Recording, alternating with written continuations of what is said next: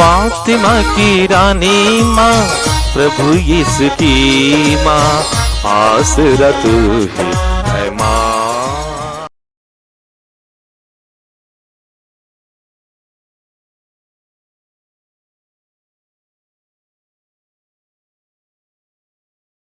पहला पाठ सामुएल का पहला ग्रंथ, अध्याय 3, पद संख्याएं 1 से 10, 19 से 20 तक। युवक सामुएल एली के निरीक्षण में प्रभु की सेवा करता था। उस समय प्रभु की वाणी बहुत कम सुनाई पड़ती थी और उसके दर्शन भी दुर्लभ थे। किसी दिन ऐसा हुआ कि एली अपने कमरे में लेटा हुआ था। उसकी आंखें इतनी कमजोर हो गई थी कि वह देख नहीं सकता था। प्रभु का दीप वृक्ष उस समय तक बुझा नहीं था और सामुएल प्रभु के मंदिर में, जहाँ ईश्वर की मंजूषा रखी हुई थी, सो रहा था। प्रभु ने सामुएल को पुकारा। उसने उत्तर दिया, मैं प्रस्तुत हूँ, और एली के पास दौड़कर कहा, आपने मुझे बुलाया है, इसलिए आया हूँ। एली ने कहा, मैंने तुमको नहीं बुलाया, जाकर सो जाओ। वह लौटकर लेट गया। प्रभु ने फिर सामुएल को पुकारा। उसने एली के पास जाकर कहा, आपने मुझे बुलाया है, इसलिए मैं आया हूँ। एली ने उत्तर दिया, बेटा, मैंने तुमको नहीं बुलाया, जाकर सो जाओ। सामुएल प्रभु से परिचित नहीं था। प्रभु कभी उससे नहीं बोला था। प्रभु ने तीसरी बार सामुएल को पुकारा। वह उठकर एली के पास गया और उसने कहा, आपने मुझे बुलाया, इसलिए आया हूँ। तब एली समझ गया कि प्रभु युवक को बुला रहा है। एली ने सामुएल से कहा, जाकर सो जाओ। यदि तुमको फिर बुलाया जाएगा तो यह कहना, हे प्रभु, बोल, तेरा सेवक सुन रहा है। सामुएल गया और अपनी जगह लेट गया। प्रभु उसके पास आया और पहले की तरह उसने पुकारा, सामुएल, सामुएल। सामुएल ने उत्तर दिया, बोल, तेरा सेवक सुन रहा है। सामुएल बढ़ता गया। प्रभु उसके साथ रहा और उसने सामुएल को जो वचन दिए थे, उनमें से एक को भी मिट्टी में नहीं मिलने दिया। और दान से लेकर बेरशेबा तक समस्त इस्राएल यह जान गया कि सामुएल प्रभु का नबी प्रमाणित हो गया है। प्रभु की वाणी। ईश्वर को धन्यवाद। भजन अनुवाक्य। हे प्रभु, मैं तेरी इच्छा पूरी करने आया हूँ। प्रभु, मैं तेरी इच्छा पूरी करने आया हूँ। मैं कब से प्रभु पर भरोसा रखता आ रहा हूँ। अभी उसने झुककर मेरी पुकार सुनी। धन्य है वह मनुष्य जो प्रभु पर भरोसा रखता है और भटकने वाले धर्मियों का साथ नहीं देता। अनुवाक्य। हे प्रभु, मैं तेरी इच्छा पूरी करने आया हूँ। हे प्रभु, मैं तेरी इच्छा पूरी करने आया हूँ। तूने ना तो यज्ञ चाहा और न चढ़ावा, किंतु तूने मुझे सुनने के कान दिए।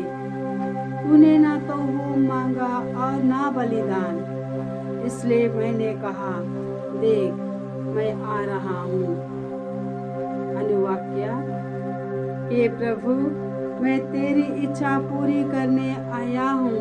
हे प्रभु, मैं तेरी इच्छा पूरी करने आया हूँ।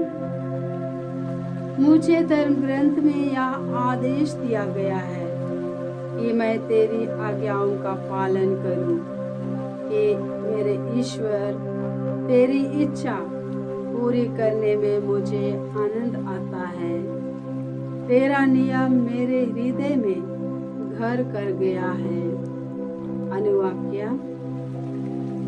हे प्रभु, मैं तेरी इच्छा पूरी करने आया हूँ। हे प्रभु, मैं तेरी इच्छा पूरी करने आया हूँ। मैंने सबों के सामने तेरे न्याय का बखान किया। हे प्रभु, तू जानता है कि मैंने अपना मुंह बंद नहीं रखा। अनुवाक्य। हे प्रभु, मैं तेरी इच्छा पूरी करने आया हूँ। हे प्रभु, मैं तेरी इच्छा पूरी करने आया हूँ। जय घोष। हालेलुया। प्रभु कहते हैं, मेरी भेड़ें मेरी आवाज़ पहचानती है, मैं उन्हें जानता हूँ और वे मेरा अनुसरण करती है। हालेलुया। प्रभु आप लोगों के साथ हो और आपकी आत्मा के साथ।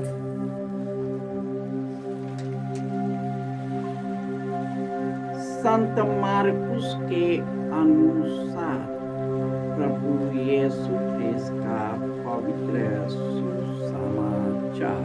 हे प्रभु, तेरी महिमा हो। अध्याय 1 पद संख्याएं 29 से 39। यीशु सभागृह से निकलकर याकूब और यूहन्ना के साथ सीधे सीमोन और अंद्रयास के घर गए। सीमोन की सास बुखार में पड़ी हुई थी। लोगों ने तुरंत उसके विषय में उन्हें बताया। यीशु उसके पास आए और उन्होंने हाथ पकड़कर उसे उठाया। उसका बुखार जाता रहा और वह उन लोगों का सेवा सत्कार करने लगी। संध्या समय सूरज डूबने के बाद लोग सभी रोगियों और अपदुत ग्रस्तों को उनके पास ले आए। सारा नगर द्वार पर एकत्र हो गया। यीशु ने नाना प्रकार की बीमारियों से पीड़ित बहुत से रोगियों को चंगा किया और बहुत से अपदूतों को निकाला। वह अपदूतों को बोलने से रोकते थे, क्योंकि वे जानते थे कि वह कौन है। दूसरे दिन यीशु बहुत सवेरे उठकर घर से निकले और किसी एकांत स्थान जाकर प्रार्थना करने लगे। सीमोन और उसके साथी उनकी खोज में निकले और उन्हें पाते ही यह बोले, सब लोग आपको खोज रहे हैं। यीशु ने उन्हें उत्तर दिया, हम आसपास के कस्बों में चले, मुझे वहां भी उपदेश देना है। इससे तो आया हूँ और वह उनके सभागृहों में उपदेश देते हुए और अपदूतों को निकालते हुए सारी गलीलिया में घूमते रहते थे। यह प्रभु का सुसमाचार है। हे क्रिस्त तेरी स्तुति हो। ख्रिस्त में प्यारे भाइयों और बहनों, प्रभु यीशु कहते हैं, मैं भला गरेड़िया हूँ। मैं अपने भेड़ों के लिए अपना प्राण अर्पित करता हूँ। मेरी भेड़े मेरी आवाज सुनती है, वह मेरे पीछे पीछे आता है और मैं उसे अनंत जीवन देता हूँ। आज के पहले पाठ में ईश्वर सामुएल को बुलाता है।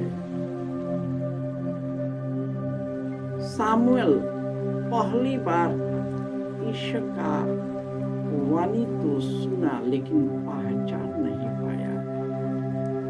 वह 3 बार उसे पुकारा और एली के पास जाकर कहा, आपने बुलाया, मैं प्रस्तुत हुआ।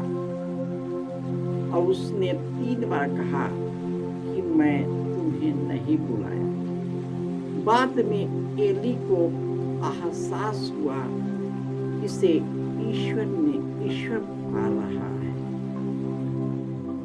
तब उसने कहा, यदि फिर तुझे पुकारे तो कहना, बोल, तेरा दास सुन रहा है। इस प्रकार ईश्वर ने सामुएल को अपना सेवक के रूप में चुना और उसे बुलाया।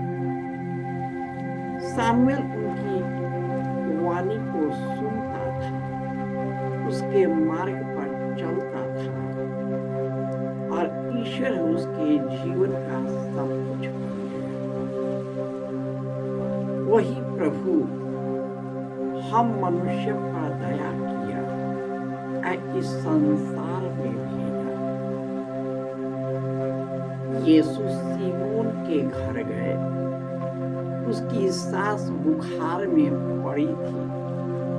उसने उसे हाथ से उठाया, बुखार को डांटा और वह भली चंगी हो गई। शाम के समय बहुत सारे लोग वहां इकट्ठे हो गए। नाना प्रकार के बीमारियों और अपदूतग्रस्त लोगों को लाया और यीशु ने चंगा कर दिया। उसके बाद यीशु एकांत में चले जाते हैं और सब वरदानों के लिए ईश्वर को धन्यवाद देता है। हम सबों को दर्शन के लिए दर्शन कक्ष की जरूरत है, जहां पर हमारा व्यक्तिगत जुड़ाव ईश्वर से होता है। ईश्वर हमसे बातें करता है और हम उनसे बातें करते हैं। और जब हमारा संबंध ईश्वर में गहरा हो जाता है, ईश्वर अपने दानों और वरदानों से भर देता है और हमारे दुख तकलीफों को भी मिटा देता है। जिस प्रकार प्रभु यीशु लोगों के साथ सामाजिक बन जाते थे, लेकिन ईश्वर से जुड़कर वे एकांत में गहरे प्रेम का एहसास करते और उसी प्रेम को एक दूसरे में बांटा करते थे।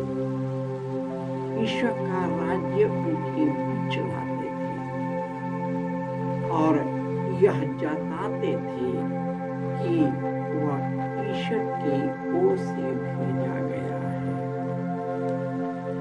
यीशु ने जो भी कार्य किया है वह हम सबों को प्रदान किया है, ताकि हम यीशु से जुड़कर पवित्र आत्मा की शक्ति से वही कार्य करें जो यीशु ने अपने शिष्यों को सौंपा था, ताकि हम सभी उनसे जुड़कर कार्य करते हुए अनंत जीवन प्राप्त कर सके। जय यीशु।